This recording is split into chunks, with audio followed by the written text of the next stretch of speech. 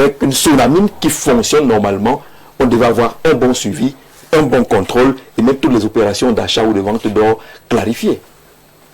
Non, mais je crois que le texte vient de nous dire, comme le débat que nous avions avant. Oui. Le problème a été déjà élagué par mes prédécesseurs. Nous souffrons simplement d'un simple mobile politique, c'est-à-dire où on a mis un frein à la construction des institutions qui doivent justement assurer non seulement l'extraction, l'exploration d'abord, ensuite l'extraction, le raffinage, et toute la certification et la commercialisation. On a juste mis un frein et on a transformé la Sonamine en une coquille vide. Alors, il parlait de 1500 et poussière, vous aussi, dans 1500 kilogrammes. Alors, si nous évaluons ce que le ministre dit depuis 2021, 22, 23, c'est une affaire de kilogrammes seulement qu'ils ont comptabilisé. Ça veut dire qu'en fait, les 1500 dont le ministre parle, c'est le CAPAM qui en fait a dû reverser ça. Puisqu'en fait, le CAPAM était une vieille cellule qu'on avait créée depuis dans ce qu'on appelle Minmil aujourd'hui, depuis 2003. Et justement, qu'ils ont dû simplement transformer en Sonamine, puisque c'est ce qu'ils ont fait. Mais la Sonamine a un texte merveilleux, je vous l'ai dit. Nous n'avons pas un problème de texte.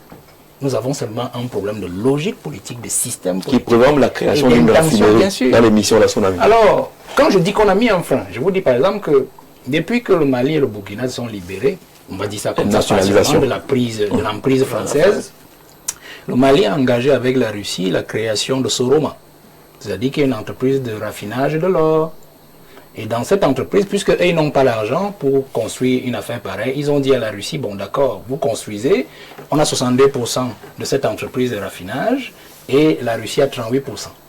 Voilà comment ils ont réglé l'affaire. Et pour une production annuelle, tenez-vous tranquille, de 200 tonnes d'or.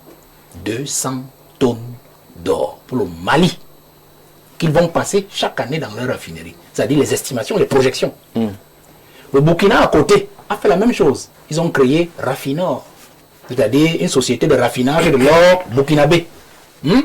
Vous savez combien ça va leur coûter?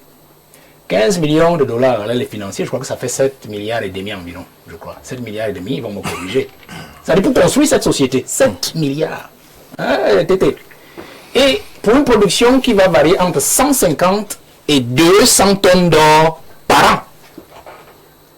Alors, nous aussi, nous produisons de l'or.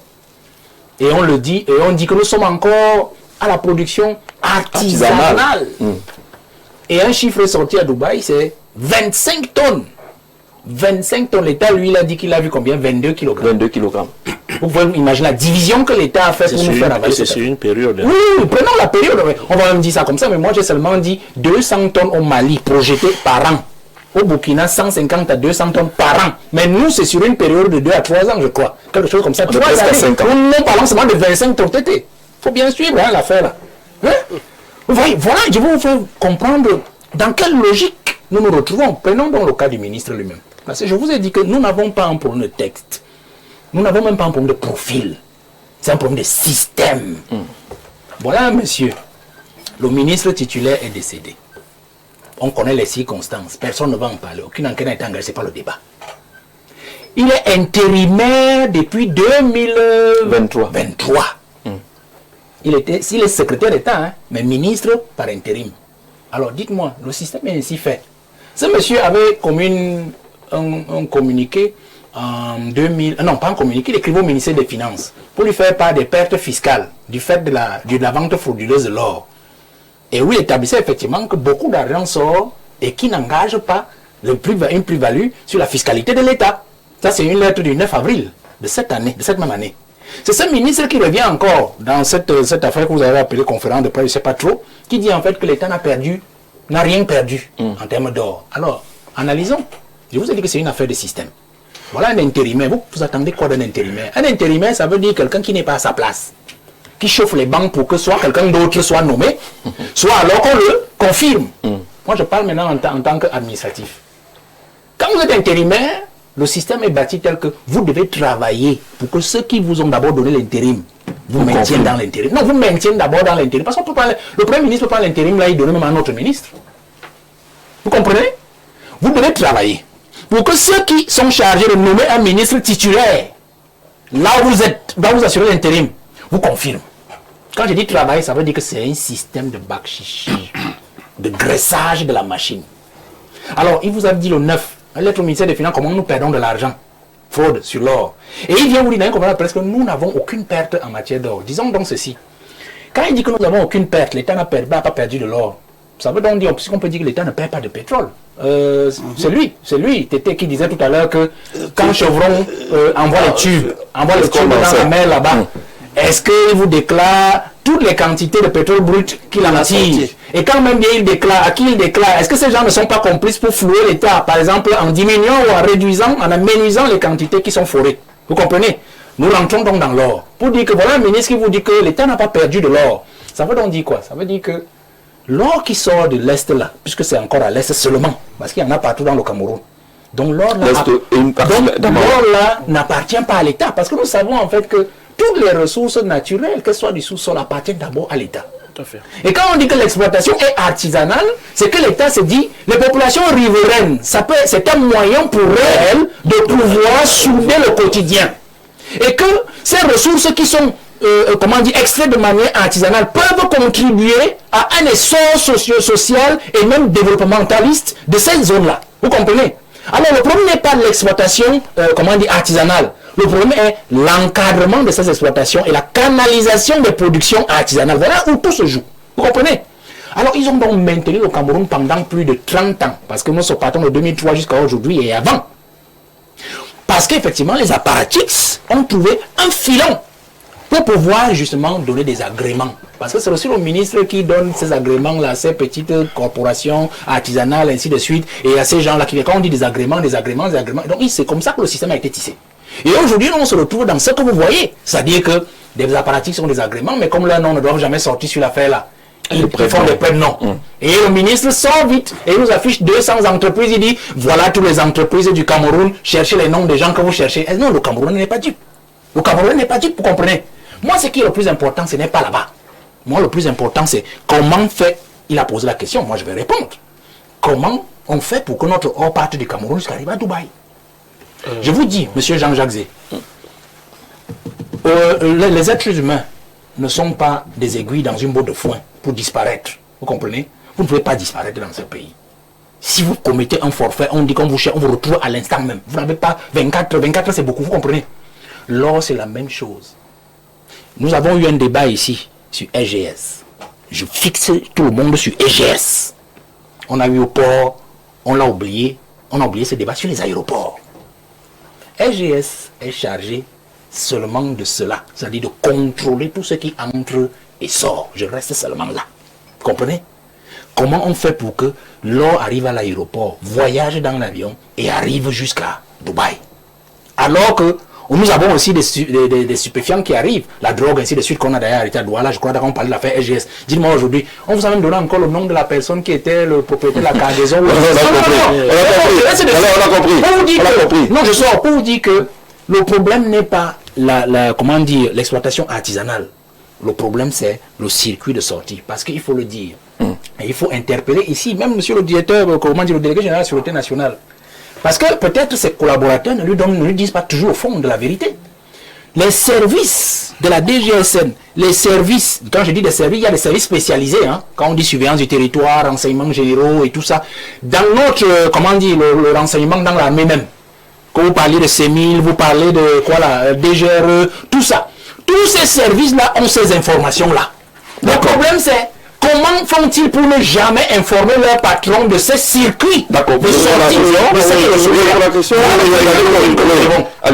Oui, je pense que je voulais un peu nuancer certains propos, notamment ceux de Valère.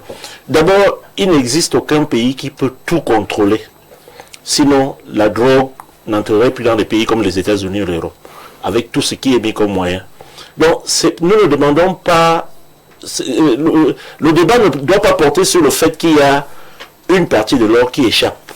Le débat doit porter sur la performance, l'efficacité du contrôle ou des mécanismes de contrôle que nous mettons en place. Le ministre n'a pas tort sur ce qu'il dit. Et c'est pour ça que j'ai dit, évitons parfois que les gens nous, on dit en anglais mislead, nous entraînent dans un débat qui n'est pas le débat. Parce que le ministre, en réalité, ce qu'il dit là, c'est vrai. C'est-à-dire que si on va regarder les réserves d'or du Cameroun d'hier, aujourd'hui, on voit que 1500, rien n'a disparu. Mais c'est pas ça la vraie question. C'est pas ça la question. La question, c'est de savoir, est-ce que le Cameroun devrait se retrouver avec tout ce qu'il y a eu comme exploitation? Est-ce que c'est seulement 1500 kilos d'or? Donc, si vous voulez les 1500, on peut vous prouver que il n'y a pas un seul kilo d'or qui a disparu. Il a raison. Mais sauf qu'il en dehors peut-être du sauf qu'il entraîne les Camerounais dans un faux débat. Parce que nous, ce que nous voulons, c'est l'optimisation dans la gestion de nos ressources naturelles. Et nous savons que les pays africains, et là je réponds à Elim Beloube, ont deux principales contraintes. La première est technologique. Il y a des ressources que nous ne pouvons pas, et nous n'avons pas la technologie, les compétences nationales pour pouvoir le faire. Bon, les pays pauvres sont dans cette situation. Donc, ils sont donc obligés de libéraliser certains secteurs. Je n'ai pas les ressources, je n'ai pas la technologie pour aller retirer le pétrole que j'ai dans les océans. Parce que ce n'est pas le fait d'avoir les ressources qui est important. D'ailleurs, aujourd'hui, des organismes comme la BAD estiment que quand on évalue la richesse, le PIB d'un pays, on doit tenir compte des ressources. Mais sur le plan économique aujourd'hui, on considère comme richesse ce qui est exploitable, ce qui est déjà exploité. Donc il y a un certain nombre de ressources naturelles dont nos pays disposent, mais nous n'avons pas la technologie. Alors les États africains se retrouvent dans un dilemme. Soit on attend qu'on ait la technologie, on ait les compétences qui vont nous permettre d'extraire le fer de notre sous-sol, d'extraire le lithium ou le cobalt de notre sous-sol, soit on se dit, ça risque de nous prendre des décennies, des années, pourtant c'est des ressources qui peuvent contribuer, ouvrons le secteur, d'où le libéralisme et l'européen, à des opérateurs qui peuvent justifier de la technologie et de la capacité financière que nous n'avons pas pour construire soit l'usine de raffinage, soit la structure de production, et ça va nous permettre d'exploiter notre ressource. Et dans ce type d'orientation, le problème qui se pose, c'est la répartition. On s'est rendu compte sur un certain nombre, et en Afrique, on se rend compte que le véritable problème, c'est la répartition des ressources. Il a parlé du Mali, on peut parler de l'uranium au Niger. On voit qu'il y a des opérateurs privés qu'on avait libérés qui exploitaient ces ressources-là, mais le pays n'en tirait pas le maximum. Et lorsque ces pays ont soit renégocié les contrats, dans certains cas ça s'est fait, ou en tout cas, mis fin à des contrats et fait appel à un autre partenaire, parfois ces pays se retrouvent à gagner le double ou le triple. Donc c'est ça en réalité la problématique. La problématique n'est pas de fermer nos frontières, n'est pas d'interdire le libéralisme, c'est de s'assurer qu'on met en place les mécanismes qui vont s'assurer que nous avons d'abord la bonne information. Moi je connais des pays pétroliers où les gens ne savent même pas, les États n'ont même pas la capacité de connaître le nombre de tankers qui viennent prendre le pétrole à notre mer, parce que les quelques nationaux que vous allez nommer là-bas, Elim Beloube, qui sont des directeurs dans ces grandes multinationales de pétrole là, on s'arrange à les corrompre à un niveau que vous avez 1% de chance qu'ils soient patriotes. D'accord. Et je chute, monsieur Zé, parce que ça me permettait de nuancer aussi le propos d'Elim Beloube sur le facteur humain. Il a totalement raison. Mais j'ai envie de dire à monsieur Elim Beloube que doit-on inventer les Camerounais? Parce que comme disait quelqu'un, et je le dis un peu de manière triviale, un pays à l'image de ses hommes, à tous les niveaux. Parce que c'est que vous déplorez, c'est que vous maudit quoi. D'abord, non, c'est pas maudit, c'est que vous déplorez, monsieur Elim Beloube. Et j'aime souvent vous écouter. C'est que vous déplorez, vous allez vous rendre que le même comportement que vous déplorez au niveau public, vous le voyez au niveau privé. Le même comportement que vous déplorez dans le pouvoir, vous le voyez dans l'opposition. Vous vous rendez compte que il y a un problème au Cameroun qui est général dont il faut tenir compte. Lorsqu'on écoute les uns les autres, on se rend compte qu'on a les problèmes à tous les niveaux. Le contrôle, on ne sait pas exactement qui fait quoi, d'où les suspensions nombreuses, les retirs de permis qu'on a observés ces derniers temps. C'est des dizaines de structures dites illégales qu'on a identifiés et dont les permis ont été suspendus, les mécanismes de contrôle. On a même jusqu'au ministère la suspension de la brigade minière depuis environ 3 ans, qui était une structure censée être efficace dans le contrôle et qui agissait sur l'ensemble du territoire national. Cette brigade n'existe pas, ou elle a été suspendue. Les déclarations ne sont pas exactes. Les sociétés d'exploration deviennent des sociétés d'exploitation et de production. Il y a tout un capharnaüm qui arrive même au sommet du ministère où on a juste un ministre par intérim. Merci de me donner la parole. Pour pouvoir comprendre les problèmes qui ont été posés, il faut les resituer dans un contexte. Quel est ce contexte? C'est celui de l'extractivisme parallèle. Qu'est-ce que ça signifie? Ça signifie qu'en réalité, il y a un ensemble de réseaux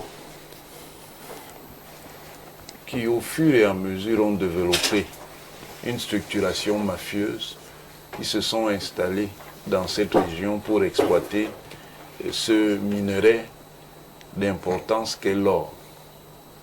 Ce sont des réseaux internationaux et ce sont des réseaux nationaux.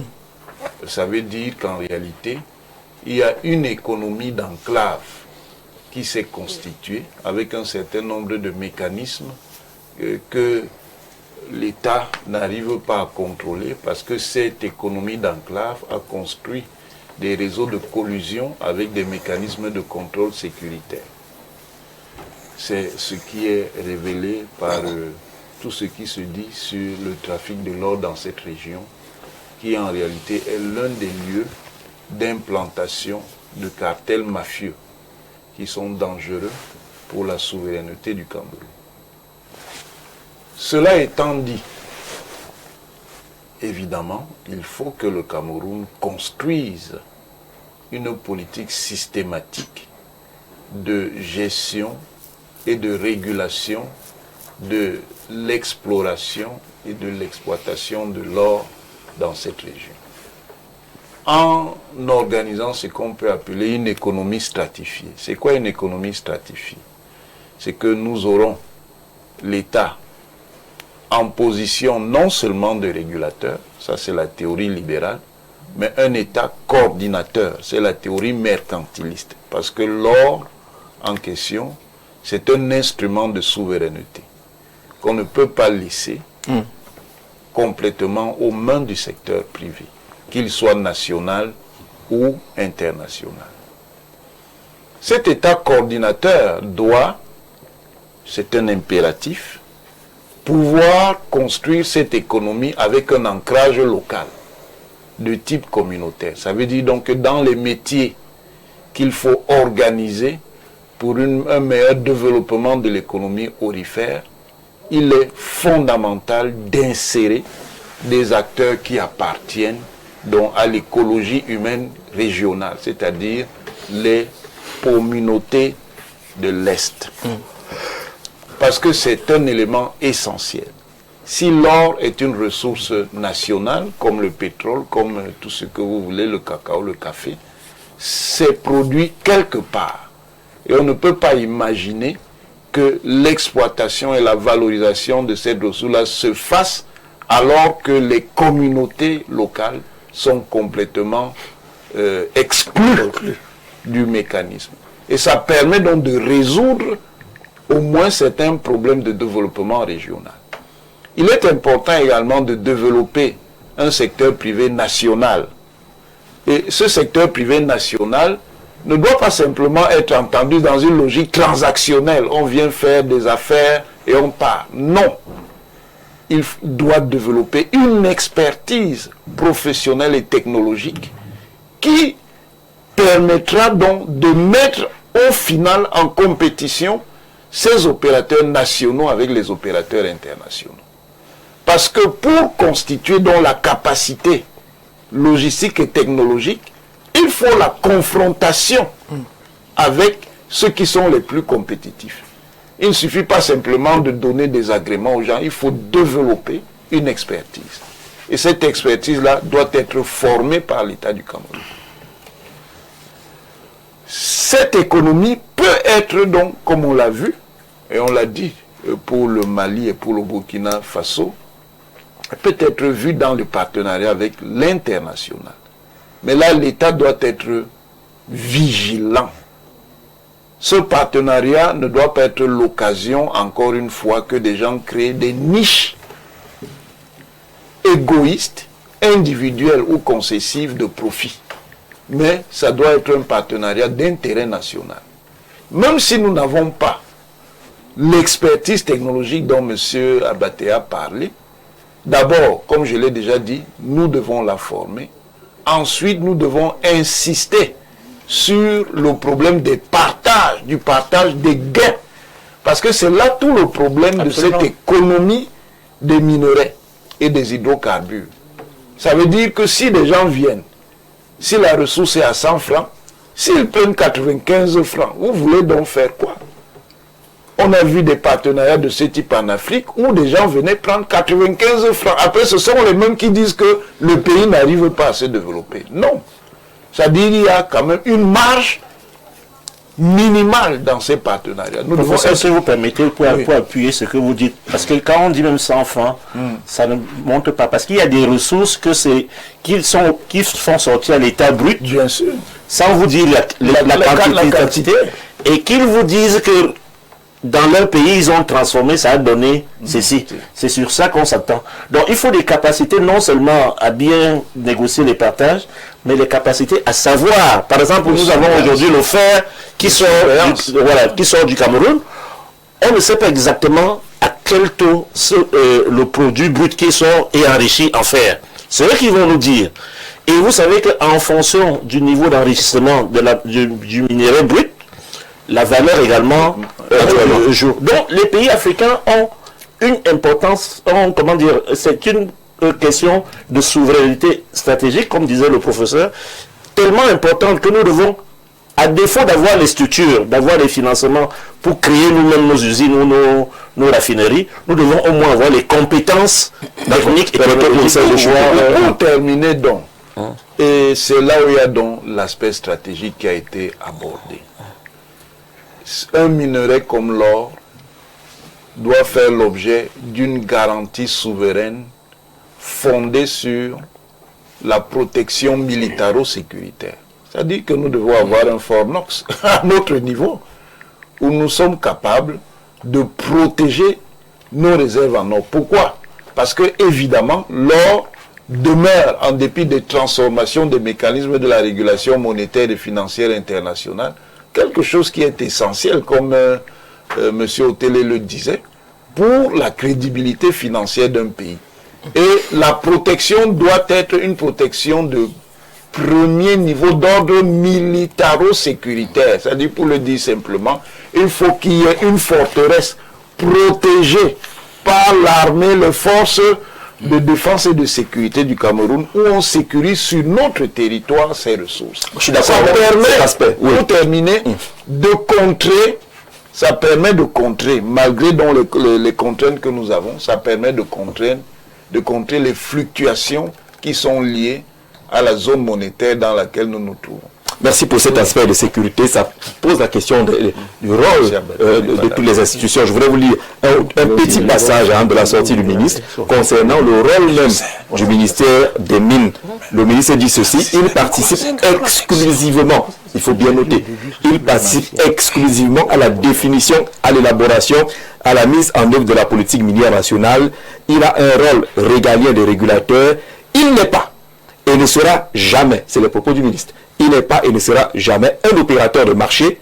Il n'intervient aucunement dans les activités d'achat ou de revente de l'or. Son rôle est d'octroyer les titres, de s'assurer du respect de la réglementation qui gouverne l'exercice de l'activité d'exploitation de l'or. Le ministre dit à aucun moment il n'a un contact avec l'or. Oui.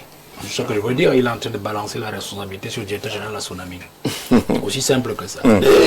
Pas seulement sur le chef de l'État également. Moi, je ne voudrais parce que la définition des missions. Que l'on pense que le débat est dévoyé. C'est plutôt, moi je crois que ce qui nous amène sur les affaires de comment vendre notre... C'est eux qui dévoilent le débat. Le prof a fini par la fin et je crois que le professeur a écrasé tout le débat. C'est-à-dire que comment est-ce que nous pouvons nous retrouver sur un plateau de télévision à parler d'une ressource comme l'or et de penser et de passer le temps à dire que nous devons absolument nous assurer qu'on vend de bons prix, ainsi de suite. On vend l'or pour faire quoi? On vient de dire, je crois que M. Otel l'a dit, c'est une réserve qui doit justement nous servir de balance dans les négociations avec les autres quand nous sommes dans le besoin. Je l'explique simplement pour que ceux qui nous comprennent, ceux qui sont en face là-bas nous comprennent. Vous comprenez?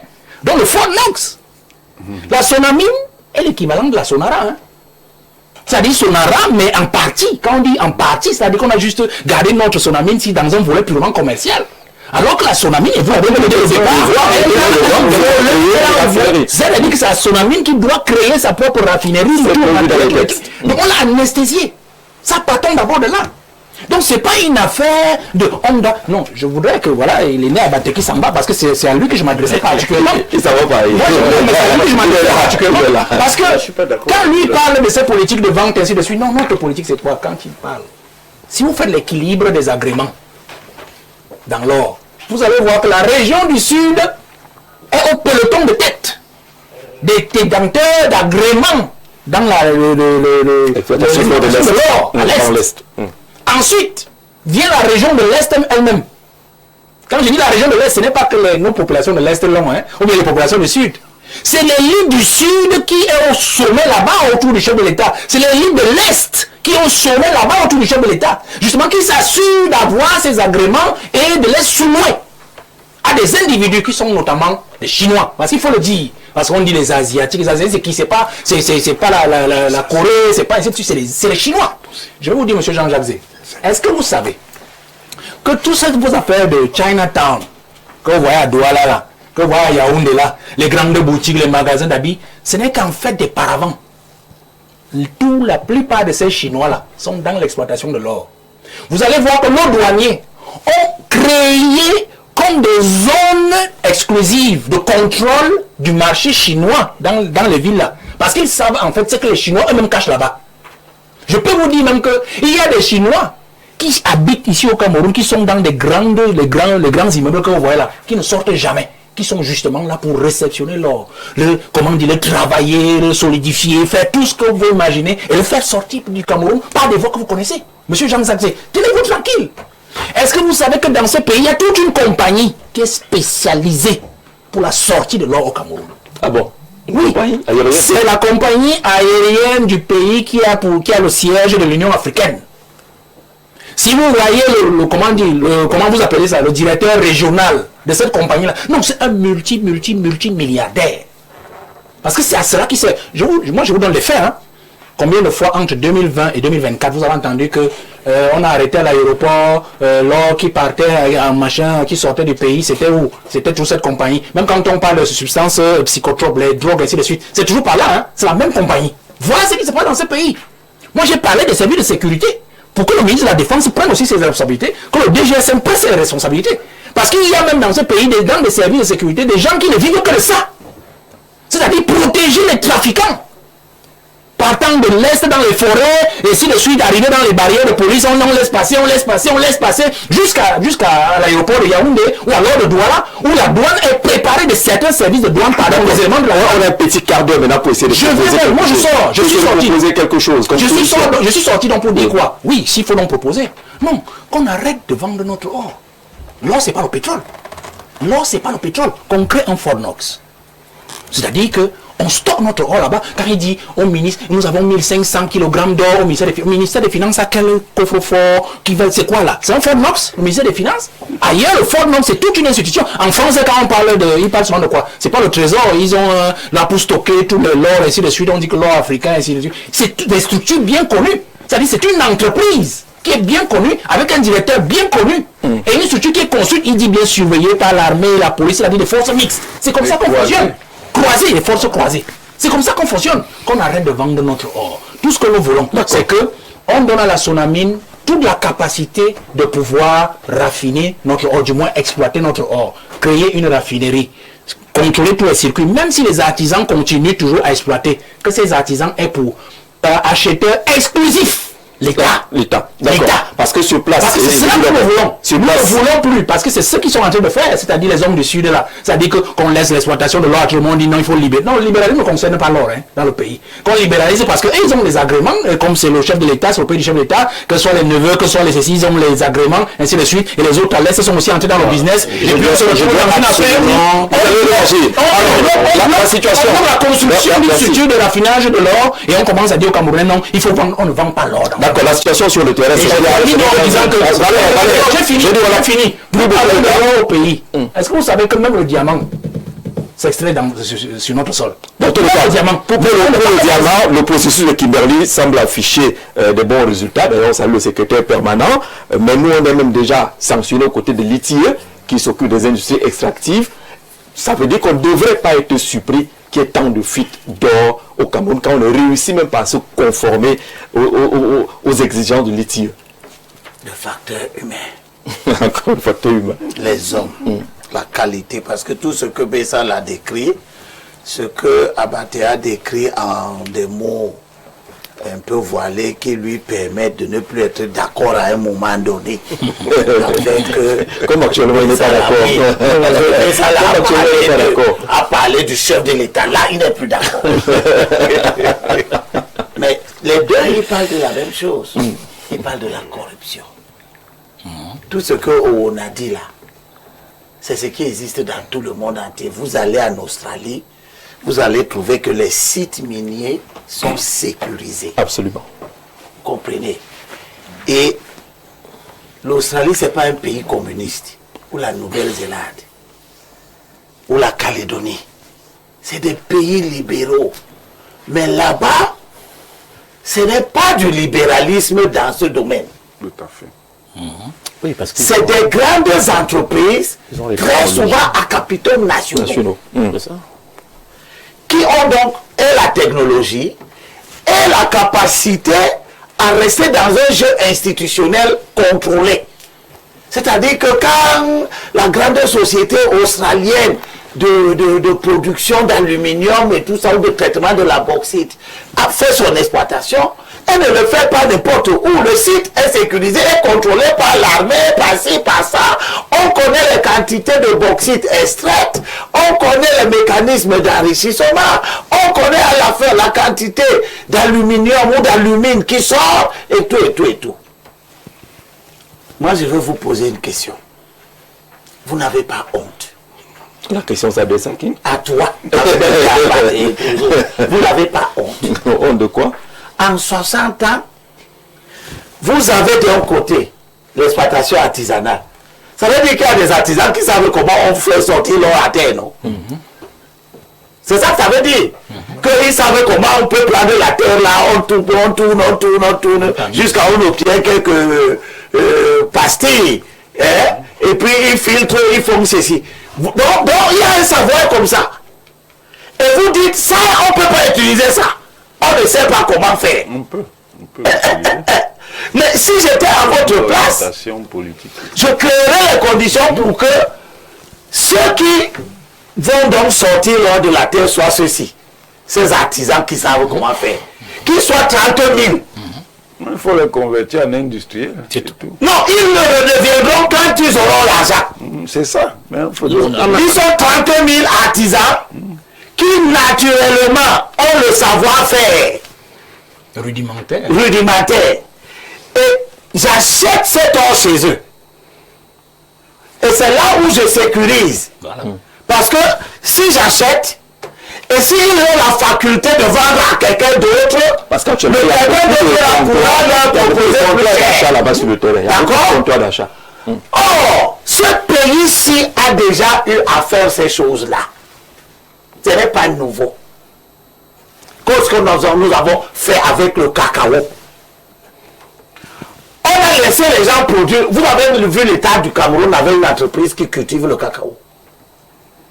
Sur des carreaux même n'avait pas de champ. Hein. Sur des carreaux était une structure d'encadrement. Et d'appui aux producteurs. Les producteurs produisent avec le savoir-faire artisanal qu'ils ont séculaire. L'État a amené une connaissance scientifique avec les ingénieurs agronomes formés à l'ENSA, etc. Et de l'autre côté, tu avais l'ONCPB qui achète et qui crée les conditions pour que les cultivateurs lui vendent de façon préférentielle. Et l'ONCPB revend à l'étranger, gagne de l'argent qui a permis de construire le Cameroun. D'où vient-il qu'une expérience qui existe se perde? Quels sont ceux qui ont amené l'affaire des agréments à donner aux gens? Quand ils donnent les agréments là, c'est à des sachants? C'est ça le problème. Est-ce qu'on donne l'agrément à quelqu'un qui sait comment on fait pour sortir l'or? Non. Le facteur humain. D'accord. Le C'est clair, c'est clair. En 10 minutes,